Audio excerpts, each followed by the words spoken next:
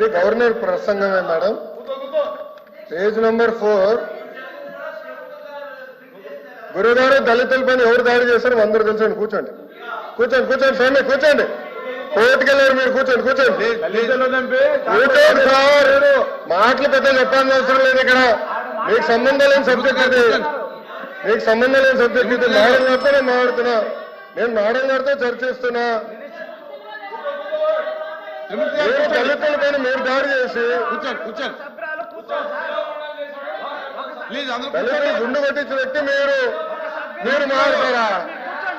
మీరు మారుతారా? మీరు మారుతారు అధ్యక్ష? మీరు ఎట్లా మారుతారు? మీరు దయచేసి కూర్చోండి. చాలా స్పష్టంగా చెప్తున్నా. ఎందుకు మారుతారు? మీరే మాట్లాడేది. మీరు ఒక ఎత్తు, ఇంకొక ఆయనేమో డైరెక్ట్ గా సవాన్ని డోర్ డెలివరీ చేశారు. అలాంటి వాళ్ళు కౌన్సిల్ ఉన్నారు. సభ్యుడేమో డోర్ డెలివరీ కూడా చేశారు. అవసరం లేదు మాట్లాడేది.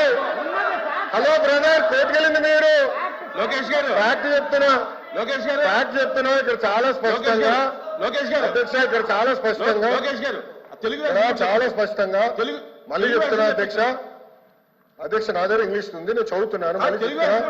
To date investors of place investment. అరే ఇంగ్లీష్ మీడియం అని పొద్దు నుంచి ఊదరగొట్టారు. ఇంగ్లీష్ మీడియంలో చెప్తున్నారా భయ్? మీ సబ్జెక్ట్ లేరు. ఇంగ్లీష్ మీడియం గురించి ఊదరగొట్టారు కదా పొద్దున. మళ్ళీ ఇంగ్లీష్ మీడియం చదవలేరా? అరే పొద్దున English medium English medium English medium అన్నారు. అరే ఇంగ్లీష్ లో చెప్తే భయపడతారు. ఏ భాషలో చెప్పాలి బాబాయ్? గవర్నర్ గారు చదివింది ఇంగ్లీష్ లో. మీరందరూ బైకాట్ చేయకుండా కూర్చుని ఉంటే బాగుండేది. అరే అది కాదు భయ్, ఇంగ్లీష్ మీడియం చదవకూడదా? ఇంగ్లీష్ లో ఉందని చెప్పకూడదా? అరే మీరే ఇంగ్లీష్ మీడియం అని పెద్ద ఊదర కొట్టారు. నేను స్పీచ్ ప్రిపరేషన్ వెళ్ళినప్పుడు ఒక సబ్జెక్ట్ వేసి ఇంగ్లీష్ మీడియం ఎత్తేస్తున్నాను కూడా మాట్లాడారు. మరి ఎట్లా బాబాయ్? తెలుగులో మాడితే తప్పంటారు, ఇంగ్లీష్ లో మాడితే తప్పంటారు. ఇంకా ఏ భాష మాట్లాడాలి? లోకేష్ గారు సార్ క్లియర్ గా 4వ పేజ్ లో to date investors of pledged investment of 6.5 lakh crores with an employment potential of 4 lakh jobs. అధ్యక్ష ఇది మా పార్టీ విధానం, ఇది ప్రభుత్వ నినాదం. క్లియర్ గా చెప్పాం అధ్యక్ష. గవర్నర్ గారు కూడా ఇది చదివారు అధ్యక్ష. దయచేసి మేడం గారు గుర్తుపెట్టుకోవాల్సిందిగా కోరుతున్నాం.